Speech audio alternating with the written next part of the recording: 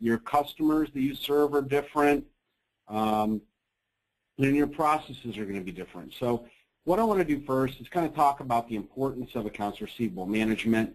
We're then going to talk about all this underlying research that you need to do first before you even put pen to paper and start to develop these collection letters or call scripts or email templates. Okay, so we'll go ahead and get started here. And I like this quote. Before we get started, we really need to know where we're going. If you don't know where you're going, you'll probably end up somewhere else. That's the case in everything that we do in life, everything we do in business. We have to have a goal. We have to understand where we're at today, where we want to get to, and then we can build a plan and a process to get us where we want to be. Throughout the presentation, I'm going to be listing a number of resources that we're going to make available to all the attendees and registrants of this webinar. One of these is a white paper that is wrapped around this topic. So this will go into a lot more detail on how to develop these killer AR collection letters, call scripts, and email templates. So that'll be something that will be available to you as an attendee or a registrant. All right, so your current accounts receivable collections process. What we have found is in most cases, companies have a very disconnected process for managing this. Now, what does that include? So what you're probably doing today is you're printing out an aging report, and you're grabbing that variety pack of highlighters. And I know there's people on the phone today that are probably shaking their heads and laughing because this is exactly what you're doing. You're printing your aging report out, you're starting at Aztec Industries, and you're working your way down to Zebra Enterprise, and of course they're safe because you never get to that phone call to try to resolve their issues until they become severely past due. There's a much better way, and we're going to talk about that in the presentation today. So one of the things that I always want to start with is kind of painting the picture on why we developed Anytime Collect and why we do the webinar series that we do to educate businesses and financial executives around the importance of managing AR effectively.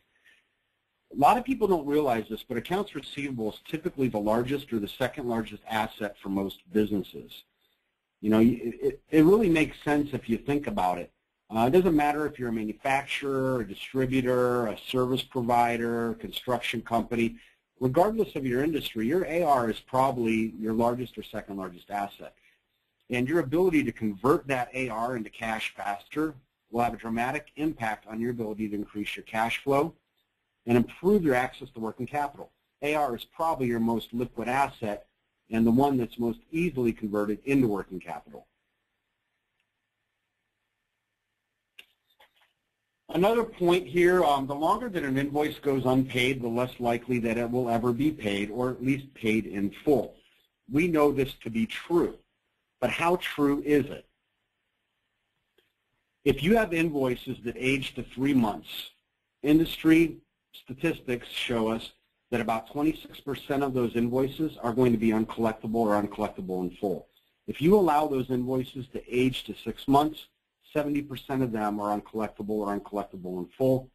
And if they age to a year or more, you'll be lucky to collect on 10% of that. So it is incredibly important that we manage this process, specifically the front end of that, right? We don't even want to get to a point where we have invoices that are 90 days past due. We want to be proactive, getting the information to our customers up front so they have no excuses not to pay us on time. And when they don't pay us on time, we want to be on top of it, sending them reminders, past due notices, making collection calls.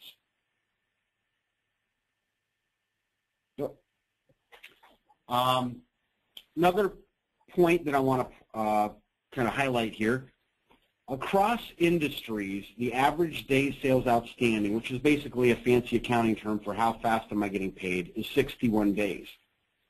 That may not sound too bad, but if you think about it, average payment terms are net 28, typically net 30.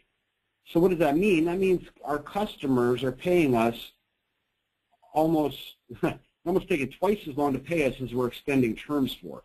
We're a business, not a bank. We're not here to extend credit. We're here to make money. So what do we need to do? We need to get that number from 61 down closer to our average credit terms. Companies that implement systems like the Anytime Collect application that we're going to kind of highlight today typically reduce their DSO by 10 to 20%.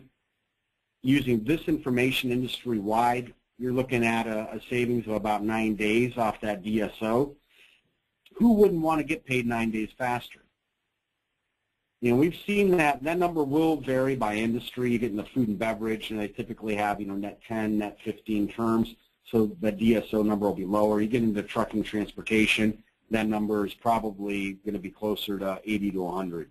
So it just depends on the nature of your business and your industry. But in either case, we're going to be able to shave some of that time off for you. One other thing to consider is, on average, businesses are writing off about 4% of their AR annually. Again, that doesn't sound like a whole lot, but let's put it in perspective. If you're a $10 million company, you're selling $10 million annually on credit, that means you're writing off $400,000 every single year. What if you could get just a 10% improvement in that? That's a $40,000 annual savings. Depending on your industry, if you're a wholesale distributor and you have razor-thin margins, you might have to sell, you know, another $1 million or $2 million worth of product just to make up for that $40,000 that you're writing off or could be saving. So let's talk about developing these killer AR collection letters, call scripts, and email templates. There's kind of a process to this, and the process starts with research. We need to kind of figure out where we want to go, where we're at today. Once we understand that, we need to set some goals on where we expect to be or where we hope to be. We need to take a good hard look at our team that is going to be in place to manage this process. We're going to define the procedures that we're going to use. We're going to look at ways to automate the things that can be automated. And then we're going to look at measuring the results to make sure that what we're doing is effective. Okay, and I think that all makes sense. It's pretty much process management 101.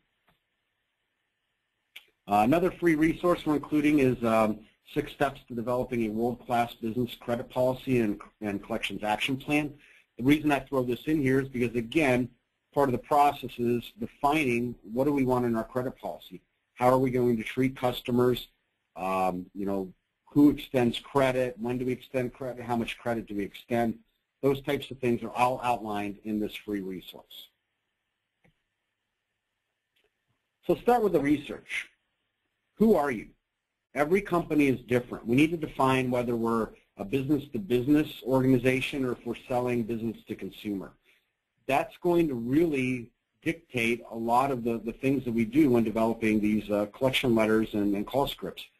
The way we talk to a business customer is very different than the way we might talk to a consumer. What is our industry? Again, I mentioned it earlier. If you're trucking transportation, your DSO is going to innately be higher than somebody that is in food and beverage distribution. So we need to understand this. We need to benchmark where we're at compared to our peers in the industry. What is our customer size? Are we working with smaller companies that may have cash flow issues, or are we working with more established companies that if they're not paying us on time, they may be practicing cash management? And what types of customers are we working with? You know, are there other ways to segment our customer base to get a better understanding of who they are and how best we can serve them? Because at the end of the day, credit and collections is nothing more than an extension of our customer service and a completion of the sales process that we've already started with these customers. Common accounts receivable problems, we have invoice problems. You know, the invoice was wrong and included the wrong information, the freight rate was wrong, they're tax exempt, we charged them tax, they require a purchase order, we didn't include it. The invoice wasn't delivered to them. We sent it via mail, but they moved and we didn't have the address right. We don't have an email for the right contacts. Bad data. You know, the invoice itself was innately wrong. Maybe it was the wrong billable rate. Maybe it had the wrong products on it. We have resource problems. We don't have enough people to manage credit collections. We don't have enough resources to manage disputes and to really effectively manage what is arguably, again, probably our number 1 or number 2 asset in our business. More research. We want to find out Now that we understand kind of what the problems are that are occurring, we want to find out what are the results that we expect. These are just some of the things that you might want to consider to define the results that you're looking to gain. Do we want to reduce DSO? What % do we want to reduce that from? Many of the companies we work with, they don't even know what their DSO is today. So the first step is just identifying, all right, our DSO is at 60. What do we think we can attain within the next 12 months? We'd like to reduce that by 20%. Then how are we going to do that? What do we want to gain as far as cash flow? Do we want to, gain a positive cash flow within, X number of days? Do we want to reduce financing costs? Are we having to go out and factor? Are we having to go out and hire a third-party collections agency to do some of this work on our behalf? Can we avoid some of that? If we go out to a financial institution and borrow money because we have cash flow issues and that is costing us 10% interest rate, can we avoid some of those costs as well? What is it costing us to manage the invoice? Some of the research we've done, it's gonna cost you somewhere between $15 and $20 to manage a single invoice. That's from the time that you enter it into the system to the time you print it, stuff it in an envelope, send it to the customer, manage any of the back and forth on the disputes, and then finally get payment and process the payment. So anything we can do to make that process simpler so that maybe we can automate invoice delivery via email and cut those costs down is going to be significant. Bad debt write-offs, where are we at today? How can we reduce that, and what is our expectations on those reductions? Disputes, why are disputes happening, and can we do a root cause analysis and find out that maybe every time we set up a new customer, we set them up with the wrong billable rate? If we can resolve that issue up front, that'll resolve 20% of our disputes. Some other research we've done, 60% of all invoice disputes are related to the fact that the customer requires a purchase order on the invoice, and we send them the invoice without the purchase order. There's some very simple things we can do to eliminate that so it never happens again. And then inefficiencies. Printing out the aging report, making notes on the aging report, going to email to send an email, looking at our call notes in a Word document or some other system. All of that's inefficient. We want everything in one place so we can really dig in and do the things that we need to do to get paid. Setting goals, again, we want to improve invoices, send them sooner. We want to improve. We come out of a supply chain background, so we're big on quality initiatives. Poka-yoke is a Japanese term for error proofing. If we can prevent an invoice from going out that's incorrect, let's set some procedures in place to help with that. Can we simplify the invoice design? If they don't understand what the invoice is or when it's due, they're not going to pay it. And again, do the root cause analysis to find out why we have disputes. We have another resource kind of around this topic. Eliminate invoice disputes and get paid faster. So another document you might want to dig in on. Again, setting the goals. We want to improve the process. We want centralized information in one place. We want to assign and define responsibility. Who's responsible for sending out invoices? Who's responsible for setting credit limits or extending credit? Who's responsible for making the collection calls? Who's responsible for handling disputes, different types of disputes? This is all, again, part of the documents we're providing to you. It's kind of a kit to help you define and assign this responsibility. Do we want to look at electronic invoices? Do we want to look into allowing our customers to pay us via online bill pay with a credit card or ACH? And then let's look at any way possible to automate any step in this process. A good example of this is sending out reminders. Nobody sends reminders when an invoice is due in 3 days and there's a balance past due because they don't have time. But a system can do that. With Anytime Collect, we can set up a rule. Any invoice that has a balance due in the next 3 days, they can automatically send the customer an email with a copy of the invoice so they can't say they didn't get it, along with a nice friendly reminder letter and a link to click where it takes them to a portal and they can make their payment online. Let's simplify it and make it easy for them to pay us. Let's define improvement goals. So this is a continuous process. Again, going back to quality initiatives. We're never done gaining efficiencies. Where do we want to be in a year? Maybe we want to get a 10 or 20% reduction in DSO. What do we want to do next year? Another 10% reduction in DSO. What do we want to do the following year? Another 10% reduction in DSO. We want to reduce our invoice processing costs, bad debt. We want to improve our contact frequency for past due. We work with a lot of companies where, maybe they'll make that first call when they're 5 or 10 days past due. They get busy because they have a backlog of activities, and then they don't call again until the invoice is aged to 60 or 90 days past due. And at that point, we may be lucky to get paid on them.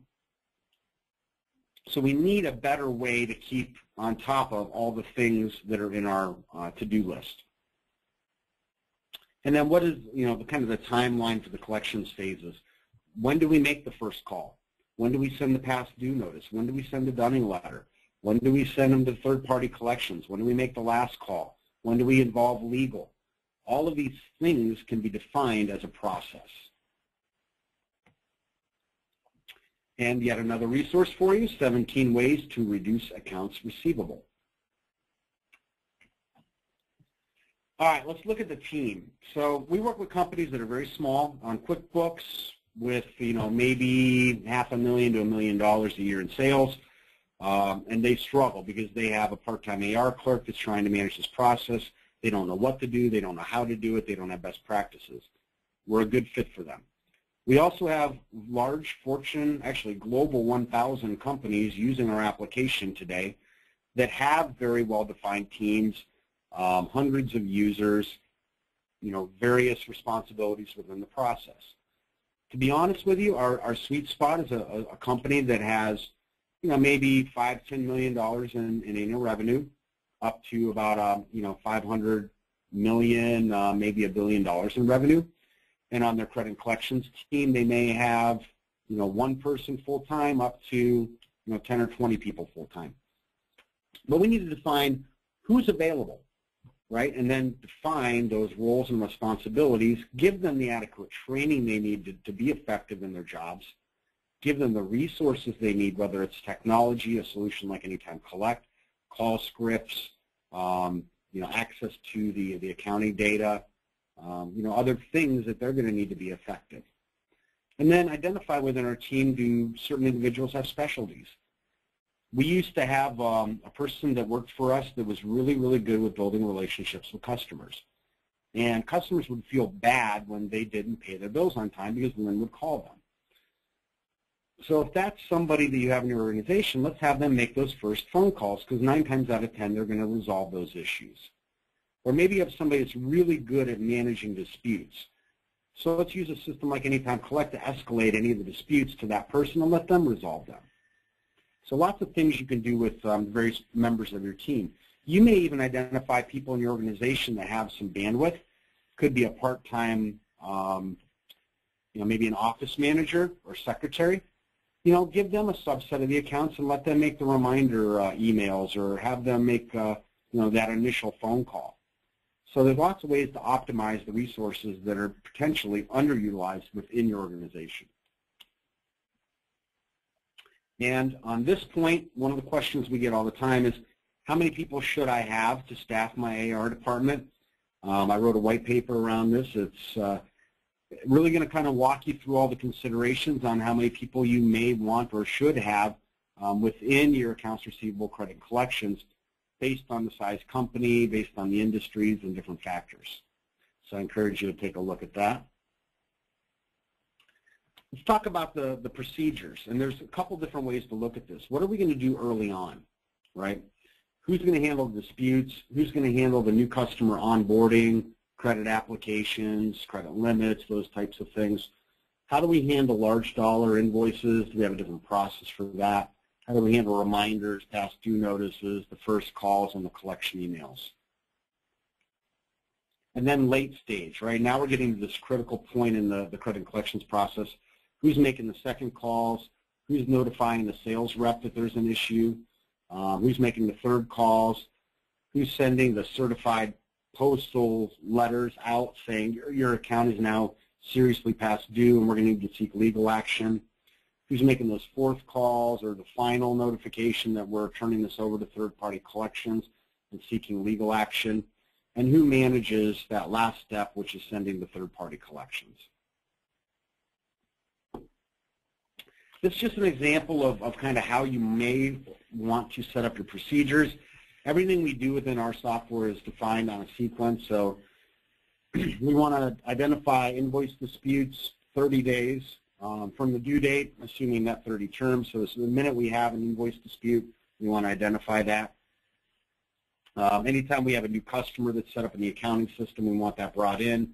We want an activity created for the collector, and we want that done immediately the first time that that customer is synchronized into our application.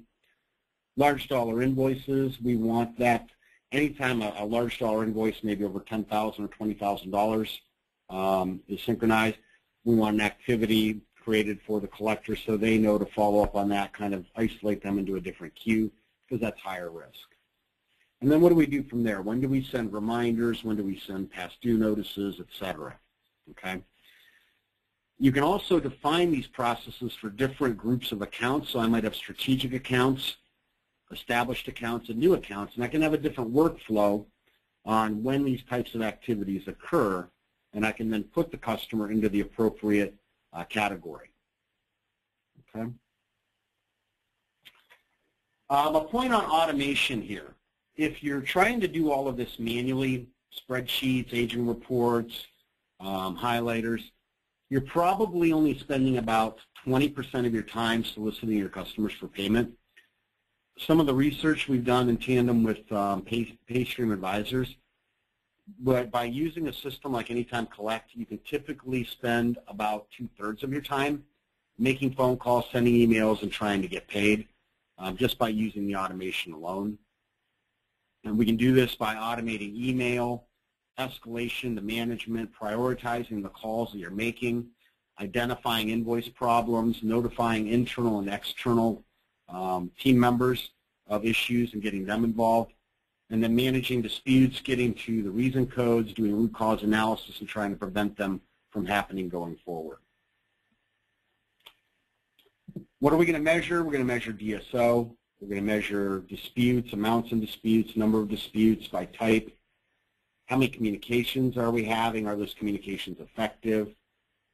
Cash flow, bad debt write-offs, and we're also going to try to identify inefficiencies and make them more efficient.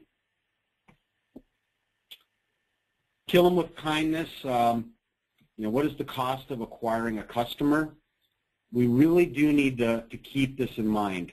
Credit collections doesn't have to be this ugly, redheaded stepchild. We sold you a product or a service. We gave you terms we didn't have to, but we did. So you need to pay us on time. But we can't treat this as collections like consumer collections where they call you every day and they threaten your life. This is really the completion of the sale. This is also an extension of our CRM and our customer relationship. If we didn't want to work with this customer, then we should never have sold them something to begin with.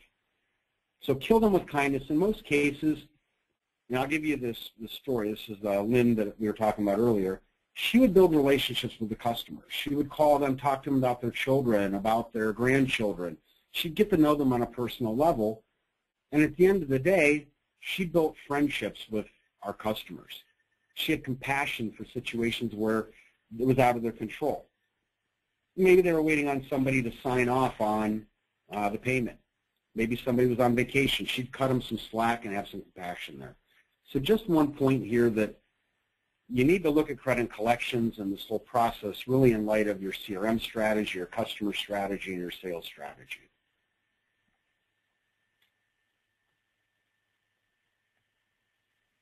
All right, my screen has froze up. Bear with me. Actually, Microsoft PowerPoint stopped, so we're going to restart it.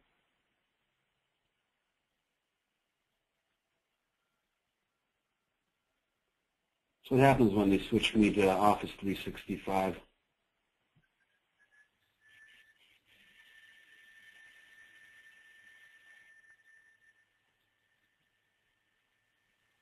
So does anybody have any questions so far? If you have any questions, I just want to remind the audience, go ahead and click on that question mark button, and that'll open up a dialog box where you can indicate your question, and we will announce your question to Jim. Oh, let's start now.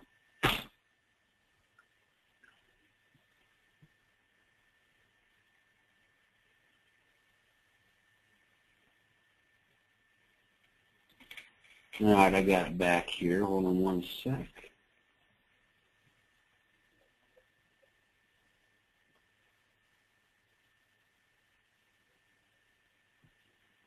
Oh, we do have a question here. Let me see.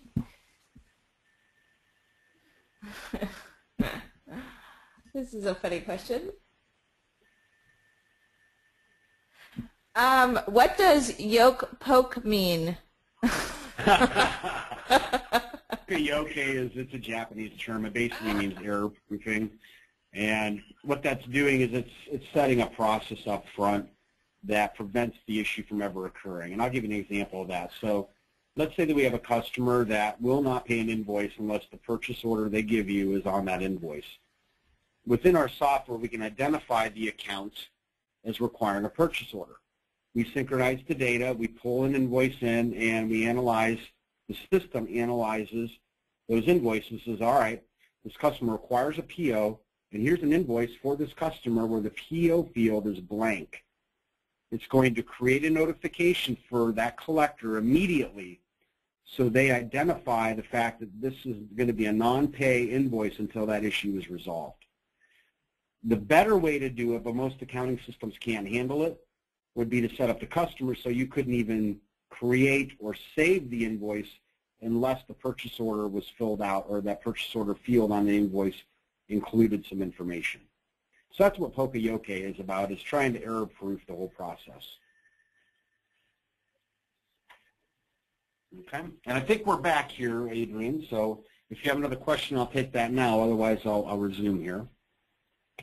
Go ahead and proceed. Thank you, Jim. Okay.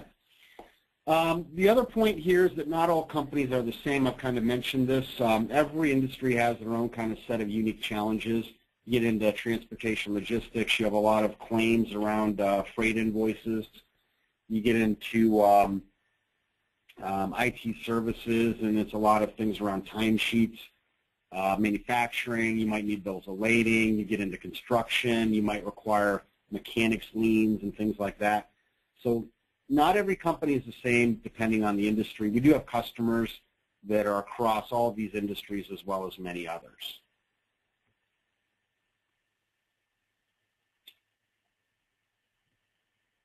Okay. So now we understand where we're at, who we are, who our customers are. We've kind of looked at where we want to go, understand where we're at. Now let's go ahead and start developing some of these killer collection letters and call scripts and email templates. I've got a couple examples here. Again, the white paper we put together has a lot more, but I do want to kind of highlight some of these. For an invoice dispute. Introduction. Hello, my name is Jim Mallory from the credit department at E2B Technologies. I'm calling to discuss invoice 123 that was due on this date. We are showing a past due balance of X number of dollars. Customer explains the reason for the non-payment is a dispute with the invoice. And then we have to see below, which is the next screen, why are they disputing this invoice? They forgot, they were too busy, they were on vacation, they already paid it, they didn't receive it, invoice missing PO, etc. Right? There's 80 million reasons they're going to give you. The dog ate it, why they're not going to pay on that invoice. Their response to that one simple question could result in different things that we're going to say or do following that. Okay? So we're going to talk to them and say, all right, well, you claim that you didn't receive the invoice. I'm going to send you the invoice again, and I would like, if you can, to confirm that you received the invoice. Just send me an email confirmation. Let me know that there's no other reasons for you not to pay it, and then I can skip to my closing. And thank you so much for your help today. It was great speaking with you again. We truly value your business. Can you please help me with one last question? I need to know when we can expect a payment for our internal cash flow projections. This is something that's a little different. if the customer feels like they're helping you, a lot of times they will feel obligated to do so. If I treat it less of credit collections and more of cash flow management, and I'm saying, look, my job is to project cash flow internally so we can better serve you and our customers, I need to know when you're going to send me a payment. You know, it kind of puts a little different spin on things. And then the customer can provide this information, and then we have some information in here around how we log that, the procedure that we're going to use to capture that data. And then we're going to follow up with, you know, again, thank you for helping me. I certainly appreciate your attention to this matter. Please let me know if there's anything else I can do. Have a good day. Okay. Now we have a bunch of different call scripts and collection letters and email templates, best practices that are part of that white paper. We'll talk a little bit later. We're kind of building some procedures into the software. They should be there within the next 30 days. That will actually walk you through all of these. So you'll have exactly for this type of a dispute, what is your process you go through? For this type of a phone call, what does your call script look like? Okay. And then, you know, if you don't resolve the issue, you know, maybe they say, look, you know, I'm not paying you until I get it. Don't talk to me until you resend me the invoices, or if you add the purchase order. We can have maybe an alternate or a different closing on that call script. You know, thank you for your help today. It was great speaking with you again. We truly value your business. As we discussed, I will follow up with you soon to continue our discussions around the support manner. Please contact me if you have any more information or questions around this issue. We'll be in touch soon. Take care. So this is just an example of one possible phone conversation we can have. Now, the key to call scripts is that most people aren't going to read this from call script, right? It's not friendly. It's not building a relationship. So what we really want the call script to do is to give you some guidance when you're first getting started with your collection calls. As you make these calls over, you know, 2, 3, 4, 5, 6 months, you're going to get accustomed to what these are. Maybe something crops up you've never handled before. You go to the call script there and you kind of review what is the process for that. Okay. So these are simply there for new employees or issues that you're not going to handle all the time. Maybe give you some tips and tricks on what to say and how to say it. Some other call scripts that are available in that white paper, we have a dispute resolution call script. We have a call script for welcoming new customers, explaining your credit collection policies and procedures, handling large dollar invoices, handling that first call on a late invoice, a second call, a third call, and a fourth call. Okay? And obviously your language and your tone and what you say and how you say it is going to change as things become more and more critical as the invoice ages further and further into the future. An example on an email template. This is just one of the many email templates we provide. You know, attached are your invoices that are due in the next 5 days that have an outstanding balance of X dollars.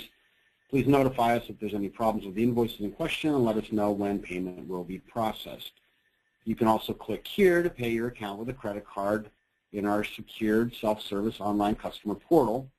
You may also make a note on invoices in the portal should you have an issue that requires our attention. Kindly disregard this email. Payment has already been processed. We realize you have many choices. And thank you for your business and look forward to serving your future business needs. So very friendly in tone. If they've already made a payment and whatever reason we haven't reconciled it yet in our software, please disregard. One of the things that is nice with Anytime Collect, you have the option to set this up. You can enable your customers to make a payment online via ACH or credit card. Okay? And you can enable that with a link. Email templates that are available. We have a reminder email template before the invoices actually due. We have past due emails. We have collection emails. We have sales notification emails where now the invoice is aged to the point where we want to involve the sales rep that was involved in the sale initially, so we can have a notification go out to the sales rep. We have one that basically says, I'm sending you certified mail via the United States Postal Service. This is just an email telling you to look at this because it's now to the point where it's very severe. And then we've got kind of a final notice email template that says, you have X number of days to resolve this issue or else we're going to pursue legal matters and turn you over to third-party collections. And hopefully you never get to that point and never have to use that template. Letter templates can provide 4 standard ones out of the box. We have a collections letter. People call them Dunning letters. We have a statement, an open invoice report, and a past due notice. And then you can create as many iterations of these as you want. So you might want to have a first collection letter, a second collection letter, a third collection letter. You might want to have a different version of a customer statement for different types of accounts.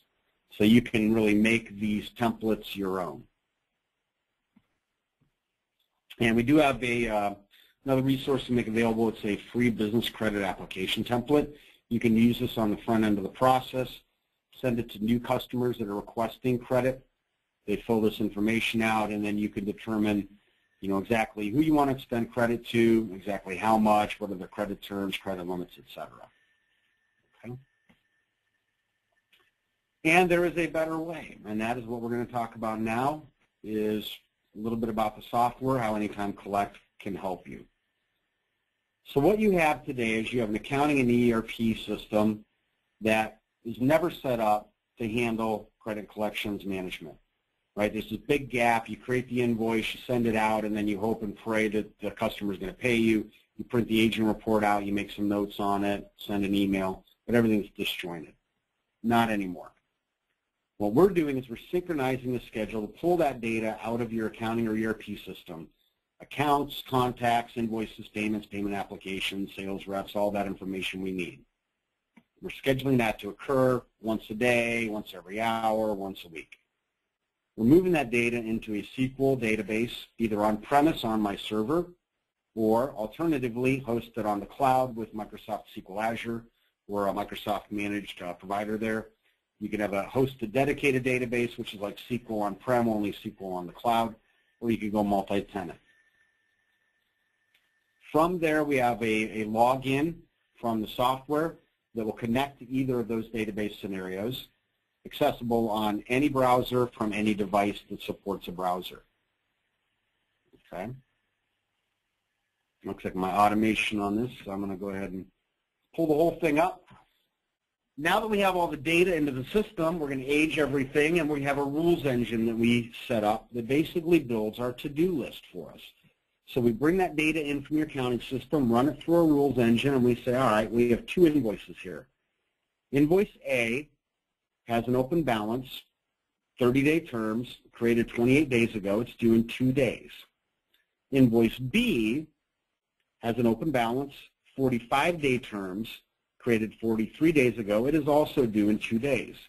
So what's going to happen, the system is going to send both customers for those invoices a reminder letter because they have a balance due in the next 2 days.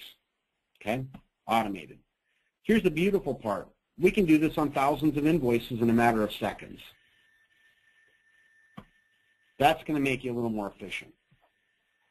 So what does Anytime Collect do? It allows you to automate email where it makes sense, manage your mail merge templates, build a prioritized call list for the collectors so they know they need to make these calls first and work their way down the list to their last calls, centralizes all the information for them, gives them a place to manage disputes, gives them a place to document their cash forecast, accept online payments, and all the business intelligence so they can measure where they came from, where they're at, and where they're going. This is just one example of one of the screens in the software. There's different skins and looks and feel.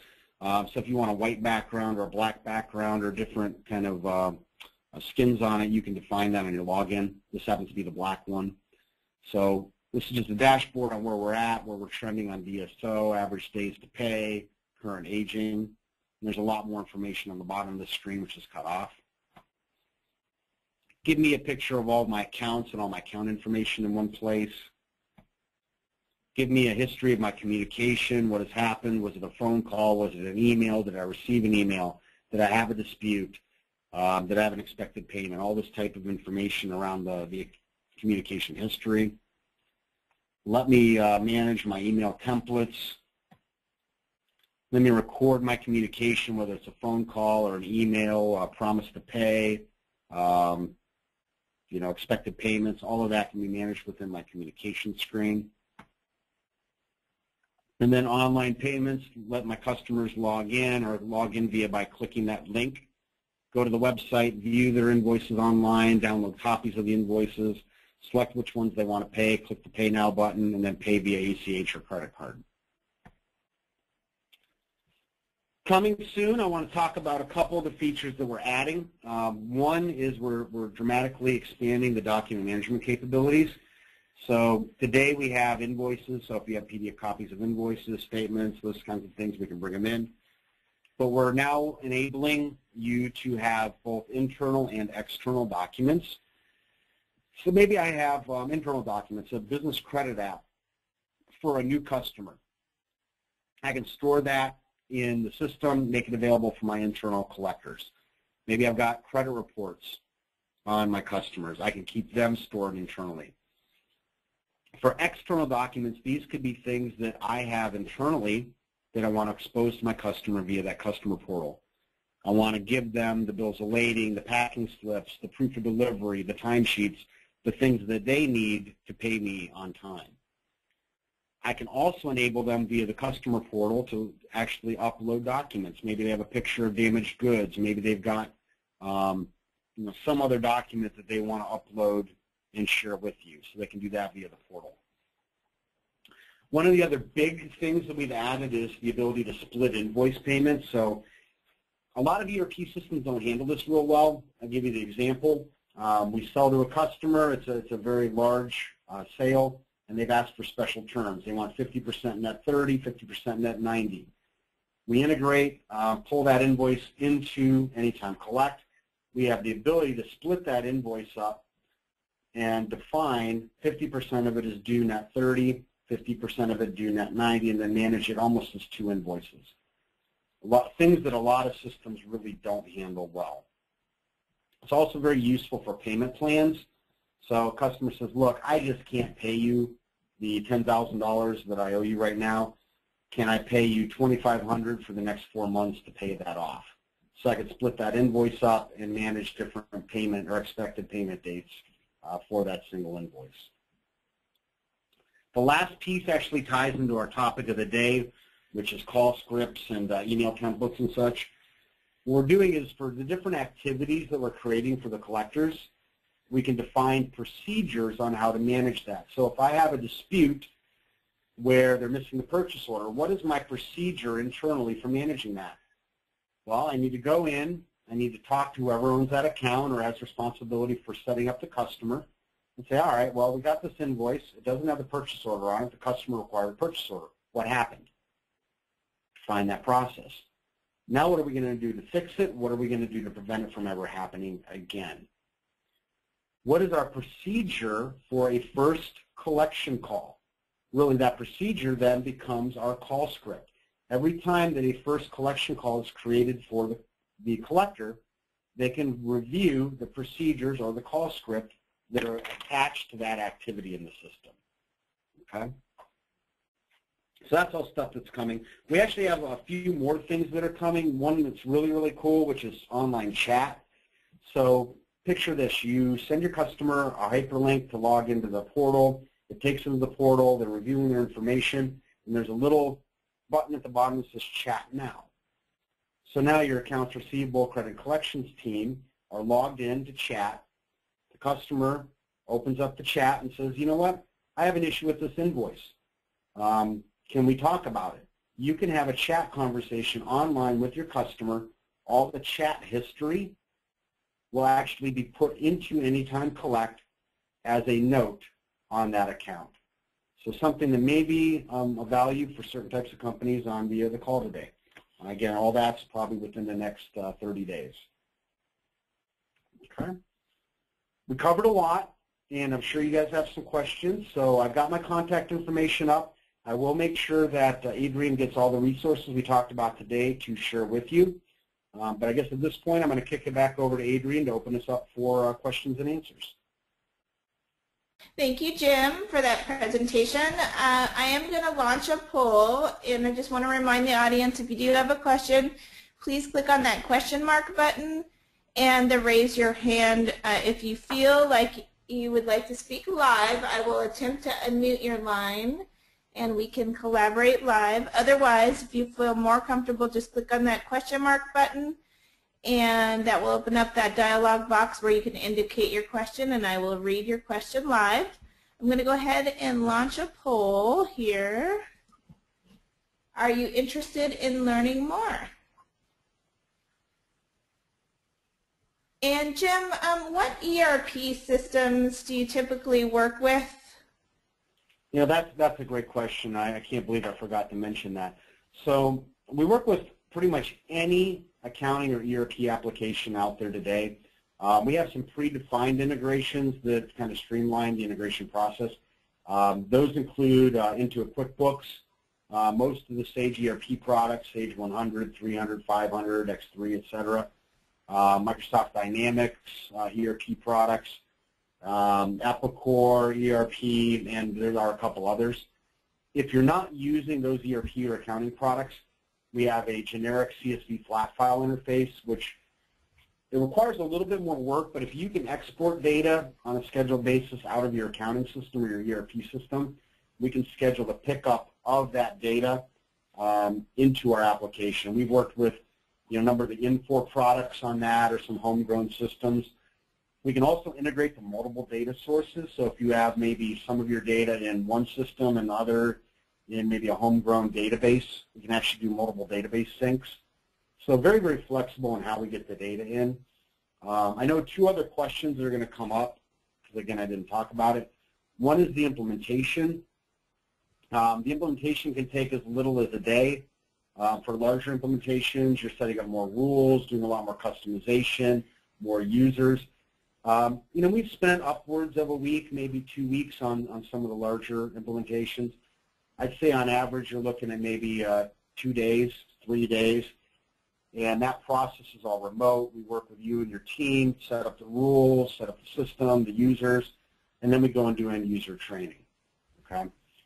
The next question we always get is how much does it cost? On the very low end for a QuickBooks customer, we're looking at $50 per month, $600 per year.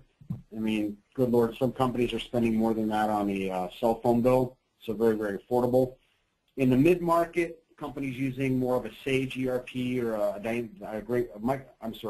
Microsoft Dynamics ERP solution or Epicor, those are typically somewhere between 3 and 5 users, and your pricing on a subscription could be $150 per user per month, up to, if you wanted to buy the software outright, maybe $3,000, $4,000, $5,000, up to maybe $10,000, potentially a little bit more. But keep in mind also that most of our accounts are getting an ROI in about 2 to 3 months. So no matter which pricing model or deployment methodology you go with, there's no doubt in my mind we're going to be able to save you some money. And Jim, looks like we have several other questions here. Do you have a location online where we can download sample collection letters? Actually, online, yes and no. We will be providing the white paper that accompanies this webinar I did. That white paper does have more examples of the templates. The other thing that I'll provide to you, Adrian, to share with the audience today, and I don't know if I have yet, we have a resource guide that we put together. It's a PDF format that includes hyperlinks to short videos and spec sheets for each of the areas of the software. So if you want to see exactly how we manage email or mail merge templates or call scripts, that document will include links to pre-recorded videos where they can watch them themselves. And then, and excuse me everybody, I have a little bit of a cold here, so apologize for the break in my voice, but how do you approach customers who can't pay because they haven't been paid by their customer? Oh, that's a good question. I guess it depends on the nature of the customer. If it's a really good account of ours and they have issues, and we have this issue. I mean, there are companies that we work with that they're not going to pay us until they get paid. We've done some different things on, creative credit terms. We've also sometimes said, look, we're not going to take the order until we get paid. We put them on a prepay. So there's a number of different ways to do it. The other way is if it is a customer, you want the business, you understand this, you negotiate it. You know, you're my distributor, I'm the manufacturer. You buy from me, I'm going to give you net 60 terms, and I'm going to hold you to net 60 because I know the minute you get the product, you're going to turn around, you're going to invoice your customer on net 30. So I'm going to be a little flexible with you on that because I want your business. Otherwise, I mean, there's no negotiation. Net 30 is net 30. You hold them to it. You put their order and their account on hold, and you wait until you get paid. And we do have another question regarding the collection letters and the emails and where they can find the template, the free templates, James. And so we'll just, Jennifer, we'll definitely get those to you after the presentation. All of your questions, by the way, Marcy, Michelle, Jennifer, and Jeff, we see the questions aligned with your name on the registration report, so we'll make sure that we follow up with you specifically regarding your individual questions as well. And then thank you, Jeff, for this question. For $50 a month, do you integrate with QuickBooks? For $50 a month, we do. Now, I will preface that. That is, we're in final stages of getting approved for the QuickBooks apps.com marketplace. That is where that $50 per month app will be available. So if that's something of interest to you, it's kind of a basic edition. It's limited to one user. We've kind of cut back the functionality. You still have the collection letter templates and things like that available to you, but we've really simplified that to get it into that price point. That should be there like almost any day as soon as Intuit approves the app. Okay? So definitely, if you're interested in that, contact us and we'll let you know the minute that it's made available. And will that automatically exchange customer master data? That's a good question. So the way that we integrate with any of the accounting or ERP systems we've mentioned so far is a one-way data synchronization. So if I'm using QuickBooks or Sage or what have you, I enter a new customer into my accounting system, or I enter a new invoice, or I enter a payment. The synchronization runs on our end. It's going to pull in any of that net new information or any of the information that has changed. We are not, however, pushing data back to the accounting or ERP system. So if I've added a new contact in Anytime Collect, we are not moving that back into the accounting system. And then do you have an interface with Salesforce, or have you ever worked with Salesforce, Jim? Not directly. However, we do have some customers that have done integrations to various CRM systems.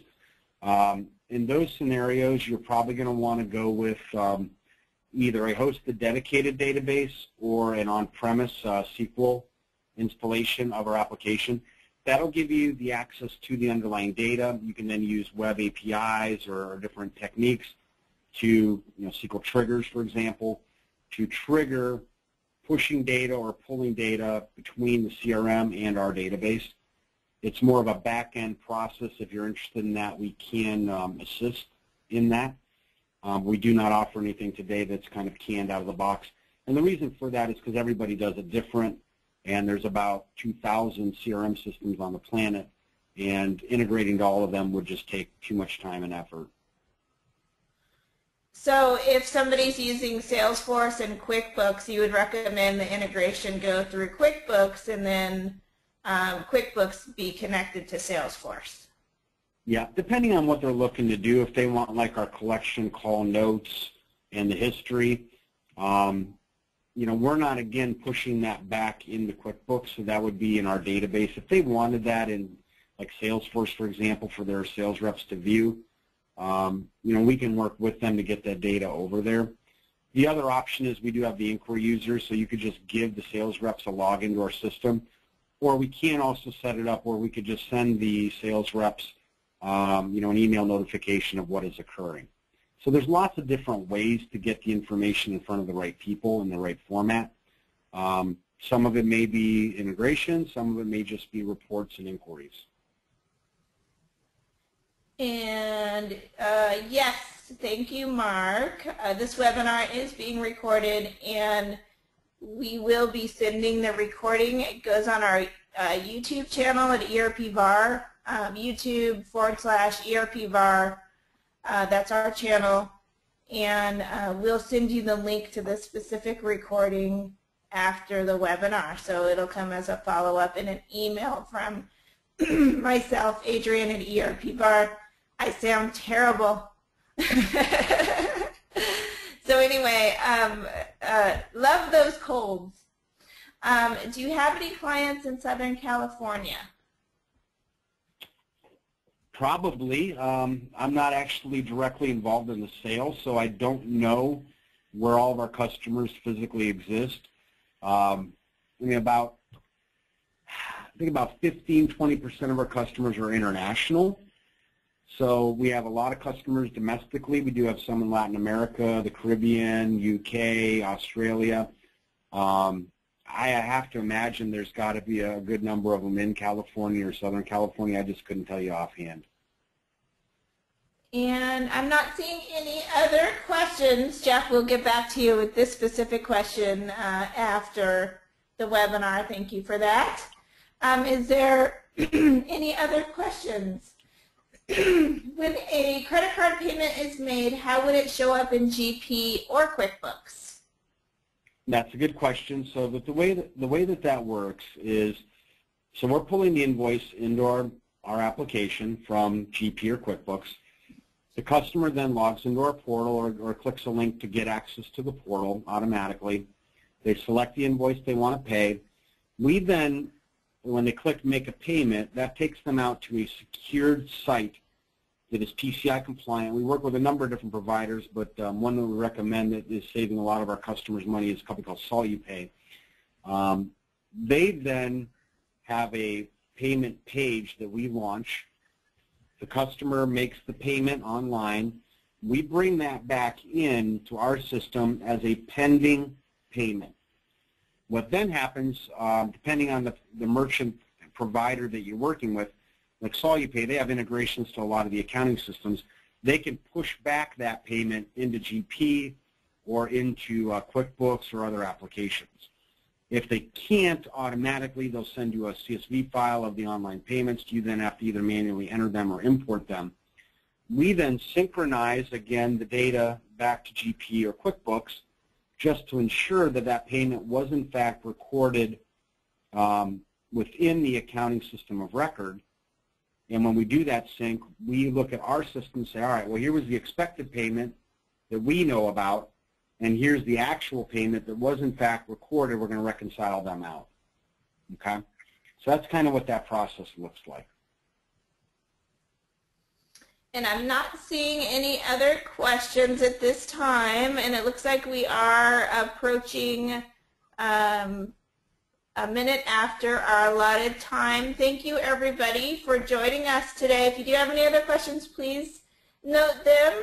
If you do not, we will be back in touch with you. I will send an automated email after the presentation with the recording link and some of the white papers that Jim mentioned and some of the resources. And Jim, thank you so much for spending time with us again today, and thank you to the audience for spending your precious time with us. Jim, would you like to leave us with any other thoughts? You know, not really. The only thing I'll encourage you all to do is whether you take a look at Anytime Collect or not. Certainly the resources that we'll be sharing with you, you can probably get some nuggets out of it and maybe improve some processes. Just remember that, you know, thinking about, talking about accounts receivable management is one thing. Actually going and implementing something to impact change within your organization is going to take some time. It's going to take some effort and some dedication on your end, but the end results can be very significant. So I would encourage you all to please consider Anytime Collect. Look at some of the resources. There's no doubt in my mind that we're going to be able to give you an ROI in a very short period of time. So that's really about it, and we're here to help. Thank you so much, Jim. Everybody have a great day, and we'll be back in touch. Sounds good. Thank you. Bye-bye. Bye-bye.